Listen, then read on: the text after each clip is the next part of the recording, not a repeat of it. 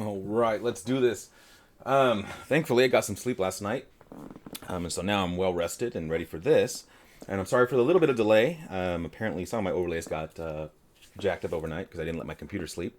But welcome to our midday stream and a small update for those watching. We have just surpassed 3,000 in raised between individual contributions as well as the challenges that we've won. And again, for this year, we're capped at 3, mainly because we kind of broke the system last year, which I think is more fair. Anything that's impacting students, regardless of the programs that they're part of, is important to us and me especially. And so I love the fact that we have more competition and more students taking ownership of the opportunity for them to fundraise for their own initiatives. But today we are going to talk about a little bit of the update of the program. I'm planning on doing an internal town hall reveal of all of our future trajectory stuff that's more operational. But this is going to be small little chunks of what's to come in that future and really focusing on the venue and really to gain favor into and gain some awareness of what we're planning in regards to our new physical home. So before we dive into that, I want to give a couple of updates, mainly be in the context of how are we currently doing. And I'm going to do this in the shape of leveraging exactly what the last panel was about in our news and media outlet here on Sooner Esports, and talk about, one, the fact that we're students first.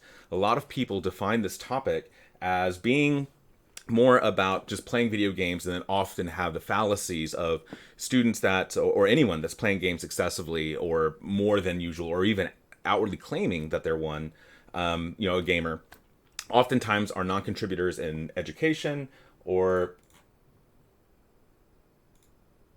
um, or or just not good stewards of academic endeavors. Sorry for the interruption, getting DMs still. But that's far from the truth. Now, that is absolutely can be a truth when you don't provide structure and a community around that fosters academic mission or a narrative or on top of promoting inclusivity and things for students to do outside of the classroom. It can be also leveraged as a means to provide that scope, that structure, that intent, and that forward focus of saying, yes, you're here because you're here to get an education as your primary. Stay good in your school and stay focused on that journey and that mission, and these other things will become available to you. So as a quick summary for those that are learning about OU Esports for the first time, or specifically the OU Esports and Co-Curricular Innovation, which is a full-fledged department inside of the Division of Student Affairs, this is a 6+ year development with a November anniversary. So I started development in November of 2016. And all of this was fueled from one question from the CIO of IT at the time, which is, what the heck is Twitch? Which I thought was hilarious at the time, thought it was a joke, and then went on to say, no, let's do some R&D. And 6+ years later, it now represents one of the university's largest and most diverse student organizations at over 3,100, 3,200 members, where every single college on campus is represented in some form or fashion, including almost any discernible demographic you can think of, whether that is gender-based, heritage-based, political affiliation, religious affiliation, in-state, out-of-state, international, including some faculty and staff, which will increase more in the future as we open up some programming that will cater to everyone on campus, not just the students. Things like intramurals, just like Fitness and Rec does, to put on physical activities for things and students and faculty to be involved in. We'll be doing the same internal leagues as well in the future, which also is a byproduct of what that venue will enable. But before we even go there, further, a small little trip down memory lane. 6 years of development has resulted in already 3 generations of leadership and a student basis that is completely diverse in their interest on top of the other things that we can physically identify. Their interest in gaming is what helps us break the ice and creates an opportunity to leverage something that they may use as an escape, as an opportunity to disconnect, as something that they can do to pass the time if they need to, or to do with their friends and find peers. Especially for those demographics that tend to be more introverted and socially awkward, gaming is often a sanctuary in those things. However, when you put a group of introverted students and socially awkward or socially anxious students together with peers of similar interest and have common ground, they stop being introverted. And that's what I represented being now, and I'll date myself on stream. I'm 41 years old as of a couple weeks ago. Gaming has been my sanctuary for years. And then as I became an adult, served in the military, enlisted 3 months before 9/11 and had to grow up really, really fast. But even during that time, that was the birth of COD, the birth of Halo, the birth of the Xbox. All of those things were part of what helped me get through those times, what helped me find my camaraderie. And this is an extension of just history repeating itself, not just in my story, but also what these students are experiencing and now taking ownership of for those that are in seats of positions of power and influence and those that are willing to contribute. So one of the first things that I love to do, and I love that we now do this as a standard, and this will now be a semesterly thing, is that we do a report card. And in that report card, I literally am talking about grades. So one of the biggest conversations around this, as I allured to at the very beginning, is that emphasis on the fact that we don't think that students that are heavy gamers are retained, that they're not excelling in academics, and they're not feeling, or they're not being viewed as a valuable student in the context of academic intent or academic integrity or academic achievement. And that's far from the truth. That all students number in green is the 182 students across the programs that are inside of that community. 182 students across a very diverse set of disciplines at a 3.22 GPA average this last semester is a very big deal and an amazing achievement to fight against those narratives as we continue to get and gain further buy-in for more awareness, more support, and helping us combat the very narratives against our energies and those that dismiss this topic. On top of that, the students that are currently under scholarships in these different opportunities at 57 this last semester rose to the occasion and even have a 3.35 average. These are amazing numbers. These are really, really, really, really good. And when we talk about what their degrees are, we're talking about STEM tracks. We're engineers, MIS. Yes, there's journalism. Yes, there's business. Yes, there's sociology, fine arts. There's even law in our ranks. But obviously a bigger percentage of that, about 50%, 55% of all of the majors in programs are STEM track alignments. So these are extremely difficult degree tracks. Aerospace engineer present as well. In fact, in the very first report card that we did, one of our teams had a 4.0 average and several of them were pre-med.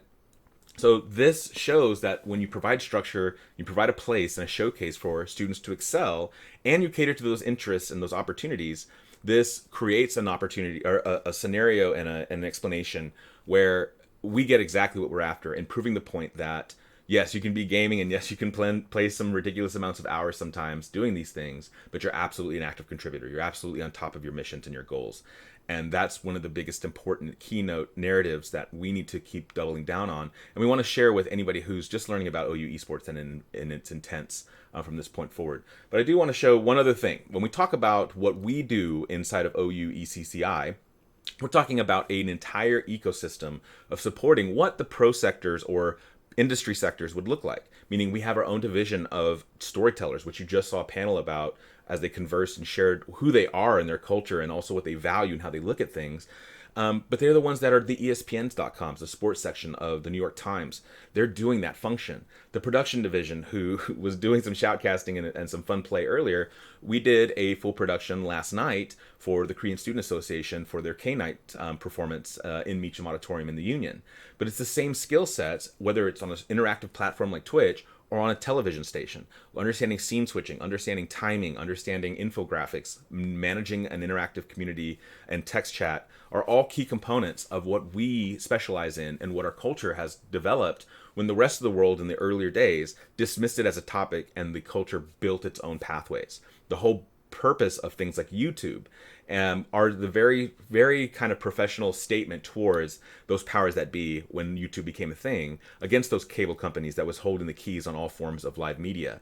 And YouTube said, nope, we're going to go ahead and create an opportunity for indie film creators and content creators that has now become pretty much mainstay in marketing strategies for any business, especially with the very polarizing topics of TikTok and government control and oversight, as well as other social media platforms and how we leverage them. Moving that even further, we have a campus of over 30,000, 32,000 students across the entire OU ecosystem. 65% of them in the undergraduate area, so at least 65% of the entire student basis, plays a video game of some sort. That's now fact across North America. And so having something as simple as just putting on a gaming mixer that's focused around a very casual game like Animal Crossing or something that's maybe a little bit more serious but still viewed as more of a casual like a Genshin Impact is equally important to us as a Call of Duty, a Halo, a Madden, a Overwatch, or Valorant, because they cater to different audiences and the word gamer cannot be defined in a singular dimension.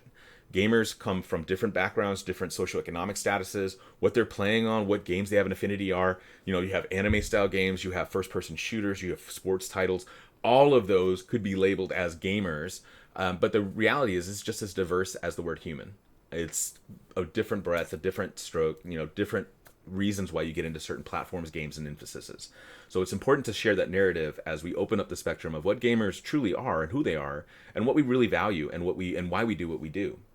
But before I transition away from this page, I wanted to break this down even further in regards to, one, how many degrees are truly represented in our program. 56 degrees. I think OU's at 170 plus degrees.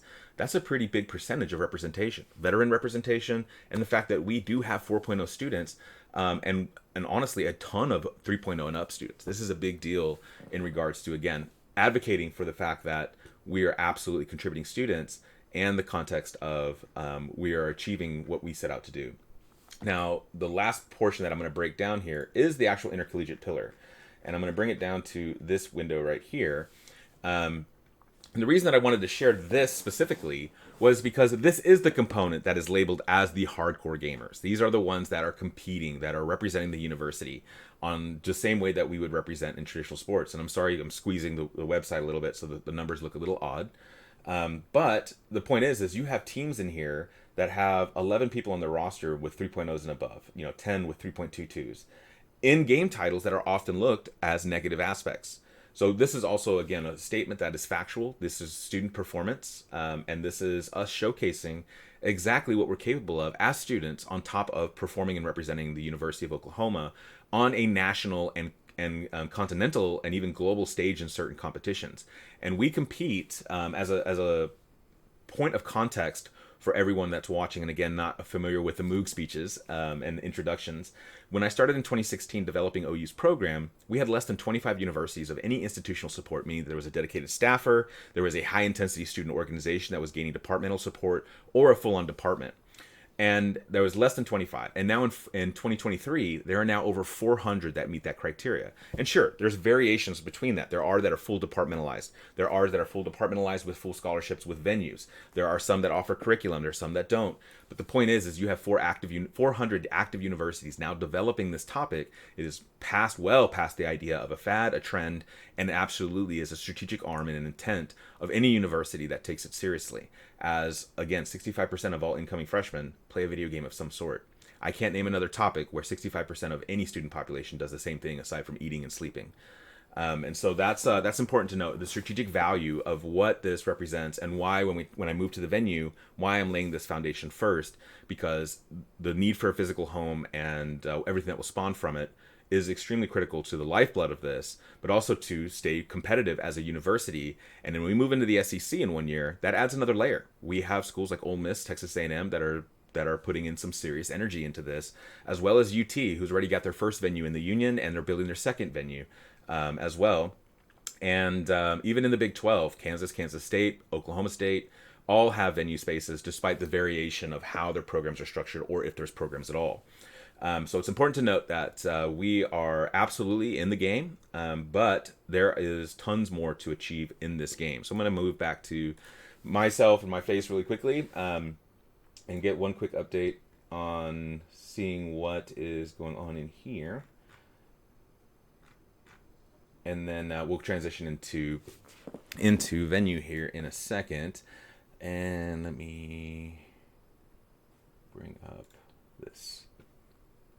Okay, so again, for my students that are involved in the program, you've seen this, you've heard of this. This is really aimed at the potential donors, the potential guests that come in and watch this in real time, or watch this after the fact when they do free up from their business hours and so forth. And so it's a piece of documentation and the first start of laying the foundation of a call to action for a future marketing campaign, which we will have more details on Sunday, as our Overwatch team takes on the first ever individual team fundraiser using streaming platforms, as we start to build autonomy in helping these different initiatives and these different teams take ownership, instead of it just being a macro umbrella fundraiser like OU Giving Day, and being a team specific fundraiser, very similar to how an OU football, an OU softball, and OU gymnastics all have separate fundraisers. We're going to start that process formally on Sunday, and really lay the foundation for a fall and on kind of cultural shift in how we're fundraising, as I focus more on what I'm about to show you, as well as the stabilization and creation of future jobs, and the stability to maintain these things and build this infrastructure all the way to its full vision.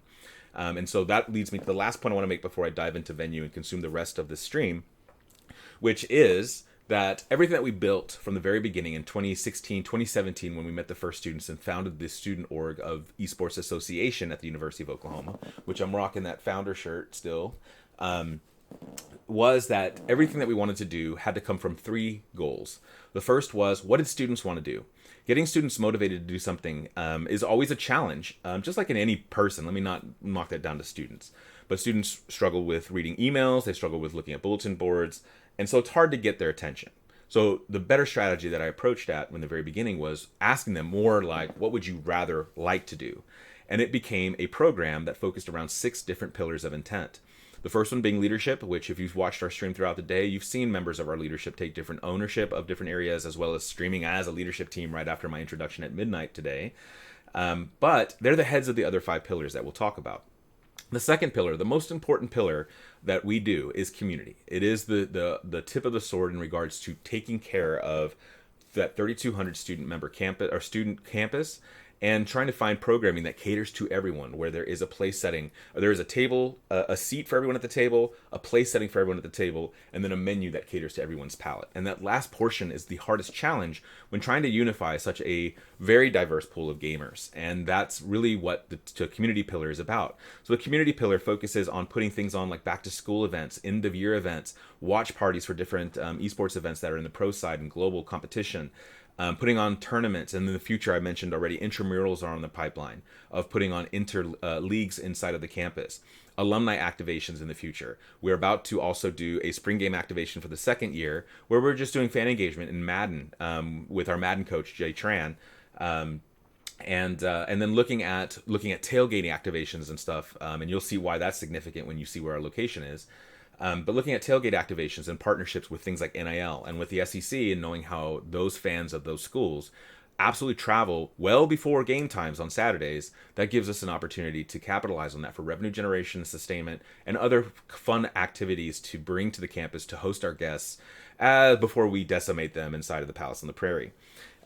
Moving past the community pillar, this will also be not before I move past, but this will also be the team that owns this future venue, as they're already used to facilitating events and programming across campus. So let's give them the keys to their own venue that will be the extension of what all this represents. In that venue as well, we'll also spawn things like summer camps, which we've already done virtually now, which would be our 3rd year this summer.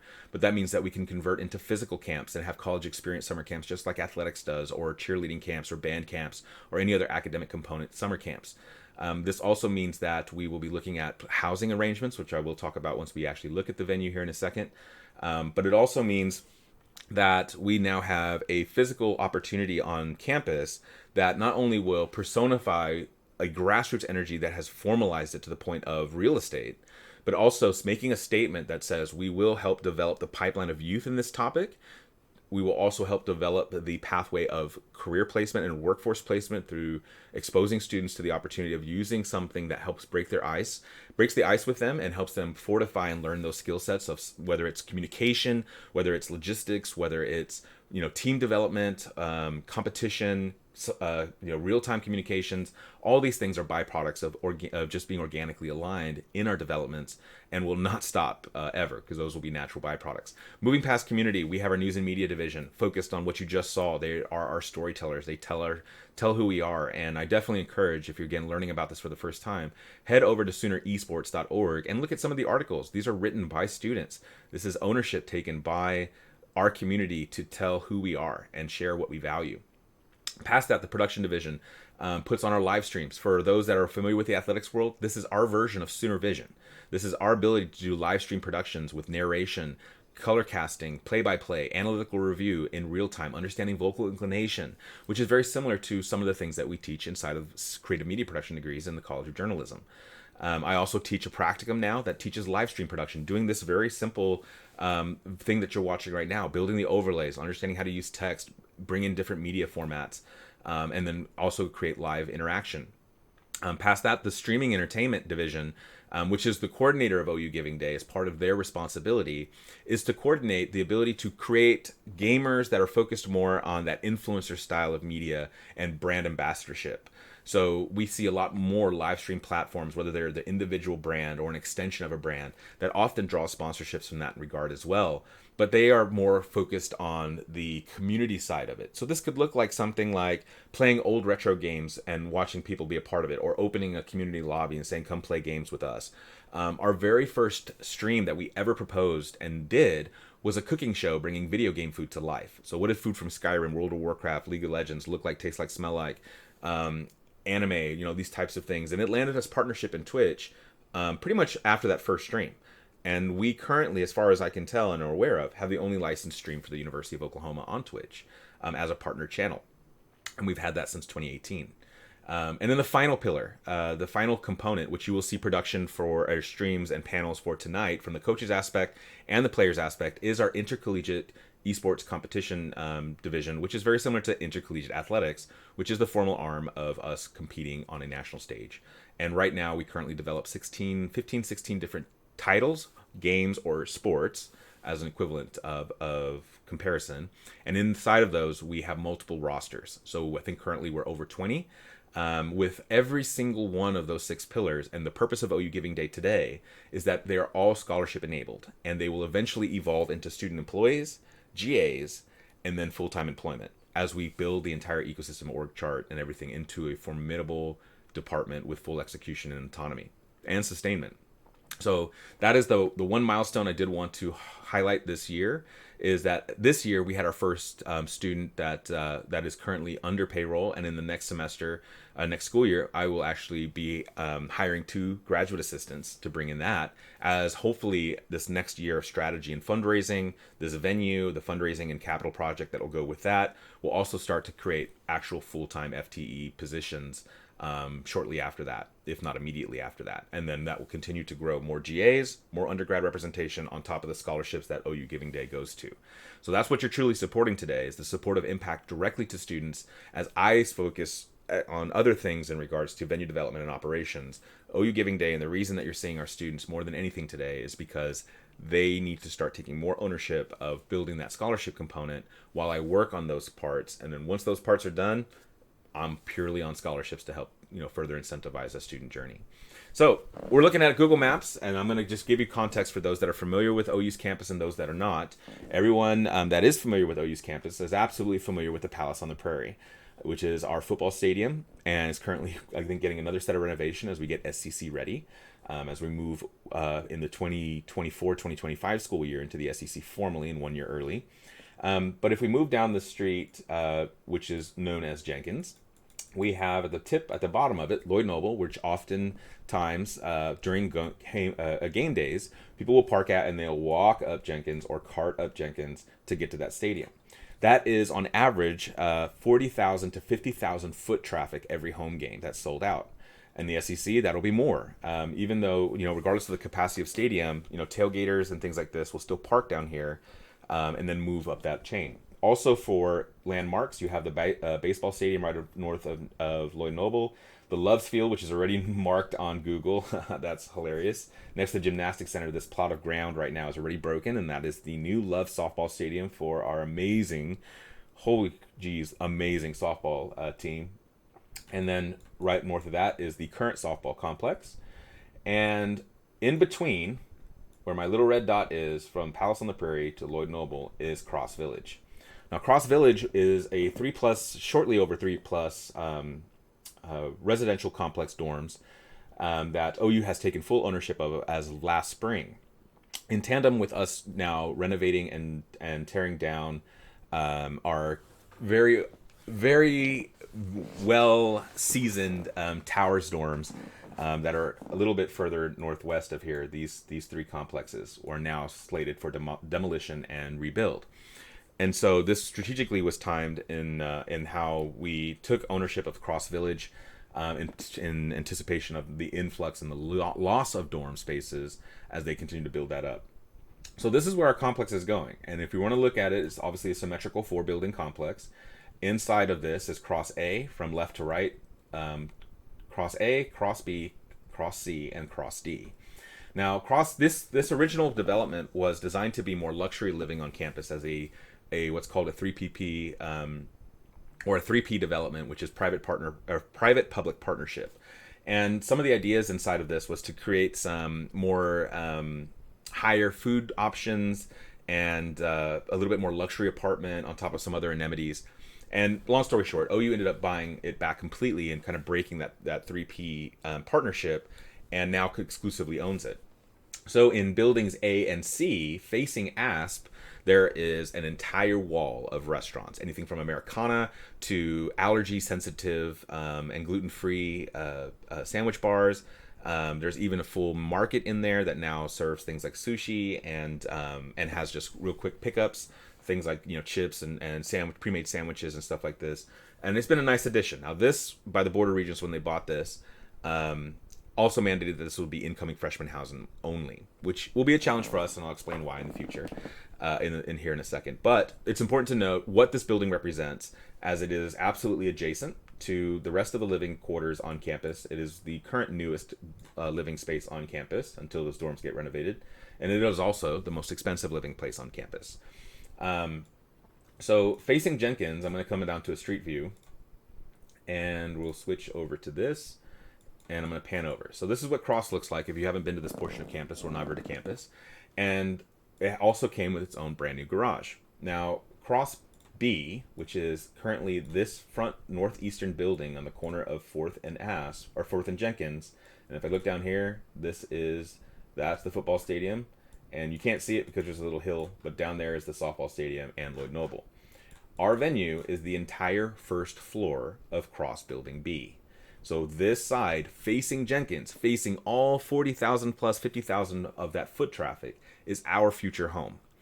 And on Sunday, I will be launching the initial call to action sponsorship deck that will reveal that you can start contributing in the context of this.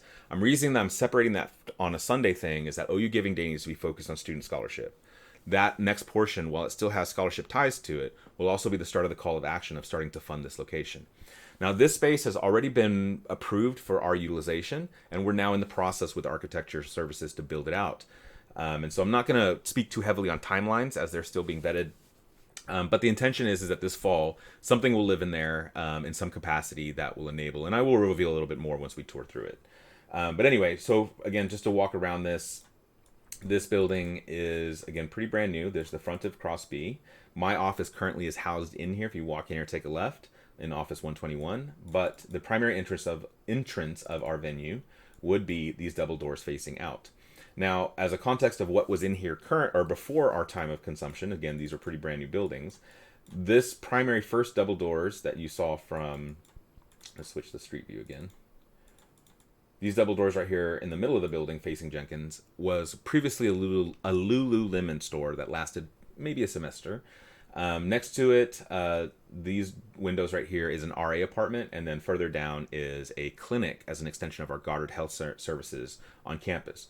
All of these, pretty much aside from the RA apartment, which is currently occupied, the Lululemon store and the AM/PM clinic essentially were lost or basically shut down and then reconsolidated or moved off campus or back to Goddard as a direct from the impacts of the pandemic and with COVID. So they've been vacant ever since, and we've had keys to them for a year now. And so we're building out these spaces really quickly. So I'm going to transition to, basically, we're going to do a video tour of what the space looks like and walk through this. So on the exterior, now I'm just right adjacent. So basically, and I'm going to stop this periodically to kind of point as for a frame of reference. So from the street view, that's what we're looking at from the opposite direction. There's the parking garage on the right, and then we spin around from what it looks like from the other side of the grass. Other things to note, and this will be the first point that I make, is that this grass that's all right here, this football width and length of grass, is also student affairs priority utilization. It's not tailgating space.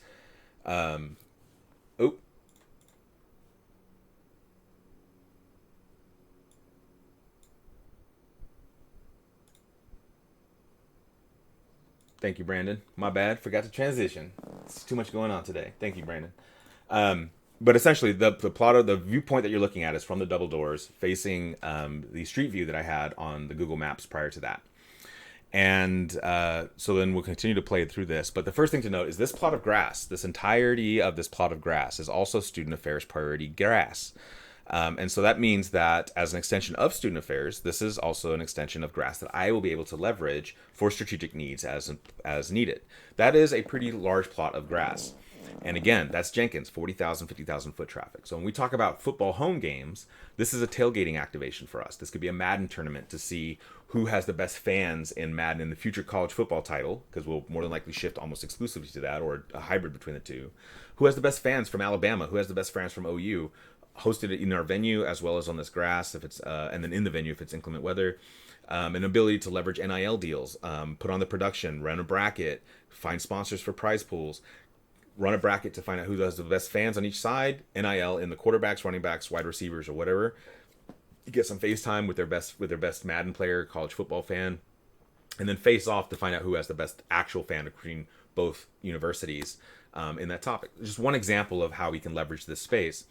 And as we continue moving on, I'm going to take a second when we look back here at the window. I was going to do this live, and then I was just like, nope, I'm going to be too tired. So now I'm going to stop right here. So currently, this is what it looks like if you were to walk on campus this very second.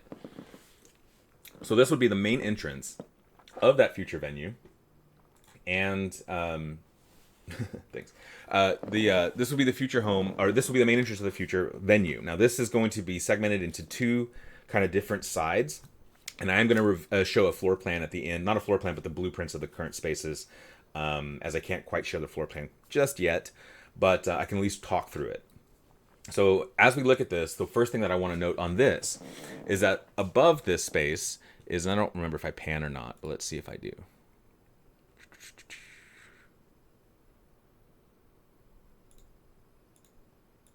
Nope, I don't think I did. That's okay. But this is a good angle. So we were already approved to utilize the floor, 24 total beds to start with, right above where our complex is going, aka Gamer House, living learning community focused around gaming culture. However, I had some misunderstanding in how this was going to be leveraged and how it could be scoped. As I mentioned earlier, how the Board of Regents had mandated that this being incoming freshman housing only. And I was hoping that it would have been program students. But that's a bigger fight that I will look and explore at over the next year in regard. So for this year, I've relinquished those dorms in that context, mainly because it's ready April, almost May, and end of year, and leases need to be starting to get signed as we move into the new school year. However, this is already done deal. So Gamer House will be a thing in the following year. However, the scope of it will eventually scale. I will share what we actually approved, and then obviously the hopes and dreams. So the hopes and dreams, or what's been approved, is 24 beds right above this. At least that's what it was this year. I don't anticipate that changing. But the focus of that living learning community is to just be gamer sensitive or gamer inclusive, and not necessarily an extension of program students.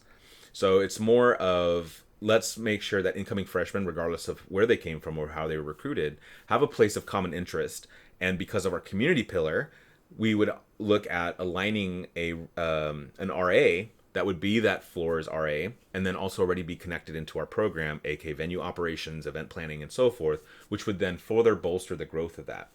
In the long-term strategy, the hope is that, one, I consume this whole building, but at least slowly start to take over where I can petition and gain favor to host program students. I think that the need for that community floor is perfect as is, but it's not the only thing we need. The program students being the competitive teams or development students in any of the other pillars that we mentioned. Having the general kind of living quarters being focused around Gamer House, I think is a great way of internal recruitment, but also making sure that we are practicing what we preach in regards to making sure students that tend to have maybe attention issues or have that awkwardness or have that anxiety around social environments or introverted nature still have those sanctuaries in a community that can help them, which will only result in stronger alumni and helping students achieve their goal of getting that education. But that's the longer term strategy. The living learning community component, the Gamer House component, is absolutely factually happening. However, the other components of the programs is currently being worked on at the as best I can say it for now. So we will continue on. Also, for note, especially for any alumni or any sponsors that might be looking, when we talk about namesakes, we can't really reveal what will be for sale, exactly in what scope, what big, what magnitude, what can, visually, optically, and all those other things. But just know namesakes are coming. And if you, again, are familiar with campus and you know the importance and the traffic of Jenkins and this portion and Lloyd Noble's relation to the football stadium for game days, then you can see the opportunity of that's before you. And on top of that, I'm not going to cost the same as a football sponsorship or a softball sponsorship. So here's a chance and a hint at a future call to action to be able to impact a brand new program, and a brand new program that is going to absolutely stand the test of time and live well past my time, but at a fraction of the cost on this very, very exclusive street. Athletic Storms, football stadium, baseball stadium, 2 softball stadiums, basketball stadium, tennis courts. Everyone that goes to the Renaissance Fair is on this street, whether it's on the south side coming from the highway or on the north side on Lindsay, will run, walk, drive, ride by this space. So please keep that in the back of your head. So we're going to take a look inside. And granted, I apologize. I didn't get to clean this really quickly, but it's not too messy. And again, this was set up as an original retail store really quickly. So this would be where you would walk in. And I'm going to visually guide you as your narrator. And I'm going to drop my voice so I can actually narrate to talk about what the space is going to, how it's going to be initially configured in as we build. And so the entirety of this will eventually be renovated. And that will be the first timeline I reveal. That is more on track for a summer of 24 development for full renovation. What will happen in summer of 23, aka this summer for the next school year, is that we're going to drop in place pretty much all the technology that we need immediately, so that in fall and for next school year, we will already have a venue. Now, the scope of how we leverage this venue will differ from a full renovation post timeline or a kind of makeshift moment right now. So the idea is that because I wouldn't have full autonomy or full operations functioning yet, we would be leveraging this space in this next school year for programmed and strategically timed activations, meaning back to school, end of year, tailgating activations. Our intercollegiate competition teams would leverage this space, because it's not going to be open, 7 days a week. It'll be open when we more than likely have specific events that we want to put on. One, because there's going to be a lot of hardware in here, and video cards are pretty expensive. But we're looking at building this and dropping in around 40 PCs in this specific corner that you're looking at. And so in the renovation world, all of this is squared out and it's just a perfect rectangle. And you'll see the other side in a second. But that's 40 PCs lined up against this wall, spawning in rows of 5 back to back till we get to 40. With the doors that you're seeing right now that are pointed here completely gone and moved to the corner. On this right side of the wall, where the black kind of slates are where they were hanging clothes, would be seating areas. And I will set the preference to set the expectation properly. I am not building an arena. We are building a complex and a lab. We have tons of other physical spaces. If you've ever seen our Bedlam series, Black Box Theater, which is in Cross Building A, is a space that I had contributed to the design in collaboration with the now defunct OUIT store that used to be in the Union, to focus on building it for gaming and esports events. So I can convert the Black Box Theater into esports events when we need it, which is less times than is needed more. Let me rephrase that. Out of a school year, we might have a need for a actual arena space. Maybe I could see in a first year, maybe 12 to 15 times a year. That is not worth sacrificing the real estate of losing it for a staging environment where I can closet an entire staging environment, pull hardware out of here to set up that when I need it, and then break it down and not lose real estate and maximize the square footage. But anyway, 40 PCs, and on this side, seating on the other. So we'll continue on.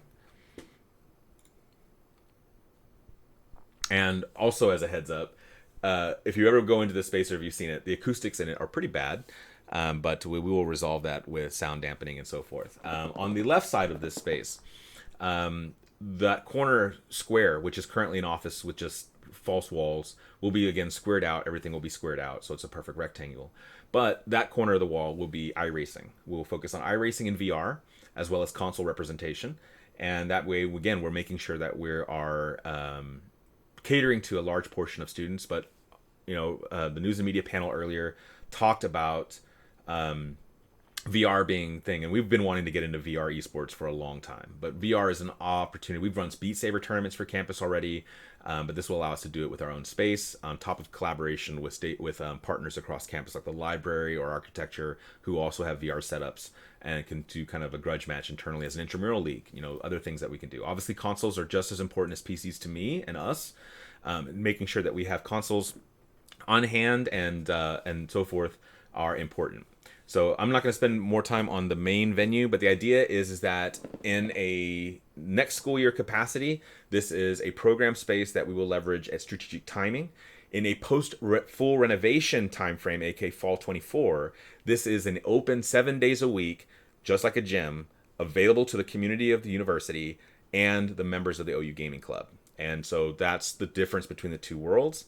And don't worry, we have a venue. We're going to be doing a ton of events. So we can't wait till obviously the renovation period where we do have this open 7 days a week. But this will also help us facilitate summer camps, summer combines, collegiate invitationals. At the very least, can move this hardware elsewhere to be able to facilitate it. My other mandate that I'll have for the community pillar is that this space cannot be utilized more than 50% for like competitive energy. So like if it's a full-on tournament, that's different. But let's say that the competitive teams need a place to practice and scrim or review stuff. Only 50% of it could be used. That way a portion of it always remains open to the general population. So we don't forget why we got here and how we got here, which was gaming, not esports. We had gaming before, it spawned esports, not the other way around. So let's look at the rest of it. This is only half of it. So I'm going to speed up since I'm looking at the time. So as we walk out, a little closer view, these two windows that you're seeing are the same windows you saw inside of the venue. This next double pane window is the current RA apartment, and the next singular window are part of the RA compartment. And I don't have keys to this because it is currently occupied. But inside of this portion of what we do, this will be where the team rooms go and a lounge. And so this will be 2 dedicated team rooms that will be focused on, again, dealing with the first wave of need for teams to have a place to practice scrim and compete, with overflow being in the primary venue. And then this leads us to the second singular window and then the glass storefront with the card swipe, which is, I think, the area I go into. This was the AM/PM clinic extension of our Goddard Health Services for campus. And this will become the more developmental side of what we represent. So everything you see here is going to remain this way for this next school year. But in renovation, all of this will be interconnected internally, meaning that the apartment, the AM/PM clinic, and the venue, you'll be able to egress pretty much through all 3 of these different spaces. Well, there'll just be one space, basically a development side and a community side. And so that way you can go from one side to the other. But for right now, I will tour what this will potentially look like. So this will be part of the lounge, the other side of that wall being the team rooms. These 3 rooms, these 3 current exam rooms, will be converted into the one at the end of the hall, or I'll start with the one that we just looked at, or that we just kind of walked by, which currently has the exam tables in it. It's kind of interesting. It's like an unused hospital. It's kind of weird. But at the same point, I'll take unused and brand new. This first one would be focused more on the streaming component of what we do. So a singular room that's green screen, has lighting in it, audio equipment, and is designed for individual podcast, individual streamers, and it can serve as a makeshift production room if needed, if we needed 2 streams going or anything like that. It'll also function as stuff that we'll be using to talk with athletics for NIL deals, as almost, if you haven't been paying attention with NIL, and I'm going to reference the University of Auburn specifically, but a lot of our big Division I Power 5 peers are building what's now called an NIL room, which is a glorified studio room that has pretty much every lighting apparatus, recording apparatus, streaming hardware, things like this to help facilitate NIL deals. So you need a voiceover from a quarterback for a radio spot. Here's an NIL room to go do that and facilitate it. You want to develop your own brand and put on your own stream. Here's the NIL room that you can book to leverage and record that stuff. And so we will also be leveraging it in that way as well as we work on collaborations with our athletics divisions. So this will be the smaller stream room. This middle room that I'm walking by, on the left side, actually, I panned this left side. There's a bathroom adjacent to it. Those will all be ripped out. These will become co-working spaces for news and media, as well as any leadership that need it as they come and go. And obviously, gamers are meant to live in off business hours. That's when we thrive. And we also, excuse me, throat's getting dry. And we also have a lot of varying hours with a lot of students that are currently in charge. So treating it more of a co-working spaces versus stationary space is the approach that we're going to use to maximize that real estate and continue to create as much opportunity as possible with students. So there's the bathroom that'll get ripped out. This last room is going to be the bigger studio / NIL room and more focused on the production side of what we do. So this wall to the left will actually be ripped out, and this room will be extended all the way out to the other side of the store, you'll see. But this will be very similar to the smaller streaming room with just better lighting, an actual probably set table, like an analyst desk, and also green screen, as in the next year or two, we'll be looking at utilizing Unreal Engine as a means to start doing production. And the same way, if you watched ESPN Sports Center in the last year, the World Cup, then they're all using Unreal Engine. The Mandalorian is also using Unreal Engine to render the entire scenes. So the desk and the analyst desk and obviously the analysts are all real, but everything else around it is virtually created. And so that helps me bring in those STEM tracks of comp sci and game development on top of the journalism aspects of production, CMP, or creative media production, and script writing. So just sharing the intent there. And then we're going to come out into the main lobby here after this. And so you'll see that gap. That's how far we're going to take out that studio all the way to the edge. And then basically on this glass storefront, we'll have different digital signages that are pointing out, as well as being able to look in. But this last space, which is absolutely a clinic check-in desk, will be squared out and then converted into our meeting space and VOD room review. So think of it as a wall of screens where that water fountain is. If you just take that all the way across, and you put basically a wall of screens, probably a giant, probably 70, 80, 85, something like that. And then smaller screens on the sides. This will help facilitate, interviews, meetings, VOD reviews, things like this, and then having a table in the center. So it'll be kind of a T with the walls and then a table down the middle, and then digital signage facing outward across a lot of these Windows panes, or at least every other window pane, which are also ad placement opportunities for sponsorships and a quick way of getting visibility as a contributor, an alum donor, or a student contributor, or any of these types of things as we feature things from our news and media team to a marketing team, other events that are going on, other campus initiatives that are going on, emergency notifications and bulletins, so forth. But yeah, so that's all of this. The physical space of what you just toured will be utilized starting effectively on Sunday. So we've had the keys for a year. With the Overwatch, they're going to actually be streaming in this space on Sunday. Excuse me, as we deploy some technology in it. All the Ethernet ports are active. All the electrical's working. The bathrooms are already working. Everything's good. And then in the next school year, we'll basically function our operations from it in its current state. And then as we get into the summer of 24, all of this will be ripped out and then created into what we want it to look like, which will absolutely not look like a clinic, not look like an old, or not look like a retail clothing store. It will look and appropriately be themed in crimson and white, and look like a gaming lab space complex, with all of our artwork, accolades, trophies, things like that, visible and on display, just like anything else that should have those types of accommodations. And just for perspective, if we come out those double doors, which are currently key swipe access, again, that's building D across the breezeway. And so there's the rest of that grass coming back full circle. And then I look the other way in regards to into the courtyard of Cross, which is a giant spot. So I'm gonna let this video run. This is me just walking back to the office, and closing out with some of these things as I'm coming across 3 minutes on this. But I'm walking back to my office that I'm housed at, so I'll show you. And it is messy, so I apologize for that uphand. I also dropped something right here, so that's awkward. But I'm going to transition this into our floor plan, not the floor plan, but the blueprints. And so let me go ahead and swap that over. And so I'm not showing the floor plan entirely yet, but you'll see basically on the right side the giant storage position. It's labeled storage because that's what it was when it was originally blueprinted, but that's the current venue space, community space. The next portion where it says staff apartment is the current RA apartment. And then we just finished the tour of that last portion, which is the clinic. And again, we're basically going to put a giant corridor right through that and restructure some of these offices and repurpose them. But it will all be themed appropriately and have all these accoutrements in it on top of a living learning community right above it. So gamer house, program dorms, all in the strategy of the future. This venue comes to full life in the fall of 24, but will absolutely be functional in some capacity in fall of 23, this upcoming school year. So the call to action is this.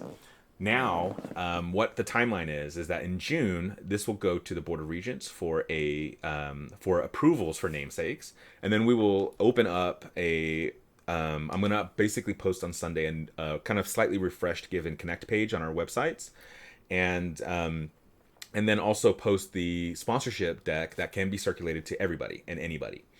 And in that process, one page will be blanked out now, which will talk about the namesakes and talks about the potential of venue operations and opportunities to contribute in that way. Once that Board of Regent approval happens, then I will repost that, which will look exactly the same. It'll just include that last page of contribution, which will then be the call of action to namesake. The call of action to basically say every single one of these rooms will be available. Every single one of the building itself and its prime real estate location on campus is available. Our jersey, the one is the only licensed jersey that I'm familiar with on the surface of the university that can actually put brand placement on, as well as all of our merchandise that's directly licensed out of the university because athletics can't do that currently. That also means that every one of these titles, roles, coaches, positions also could be namesake opportunities.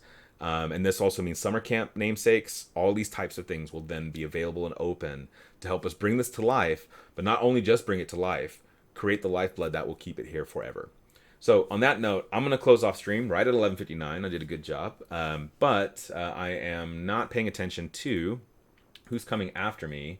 So I will probably just put this to a stream. If you guys have any questions, you can email esports@ou.edu. You can join us at Discord at discord.gg/ougaming. And then through there, you can find me and DM me directly. But I look at esports@ou.edu, the email address, all the time.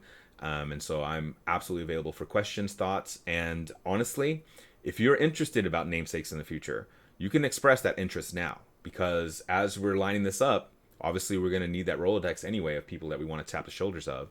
And because you guys are getting the first kind of awareness of what's coming, you also now have the opportunity of saying, I am very interested, and please, once it becomes available, I want to know ASAP. So here's your chance. Here's a chance of getting a championship row portion of campus at a fraction of the cost as it would to put your brand on anything else, and help develop something that is new, impacts a larger pool of community, students, and a growing topic across the state, nation, and globe. So on that note, Boomer Sooner, please contribute today. OU Giving Day, again, focused on money today, is focused on growing scholarships and sustaining scholarships for students' direct impact, as what I revealed today is my initiative as a seat of the director, focused more on the venue operations and operations in general and development. And so I want to stay true to understand that Giving Day is about supporting students directly. And while what I'm working on will do too, it's just a much longer road and a much bigger need in the context of what money has evolved that can truly be impactful. So please understand that about OU Giving Day. Contribute to help these students out and help our students out and grow them as I continue to work on giving us a home. All right. You guys have a wonderful day. I will be back in a couple hours to do an alumni panel to get some perspective of alumni, and then we'll continue to look through the day and feed off of these wonderful student energies, and then go from there.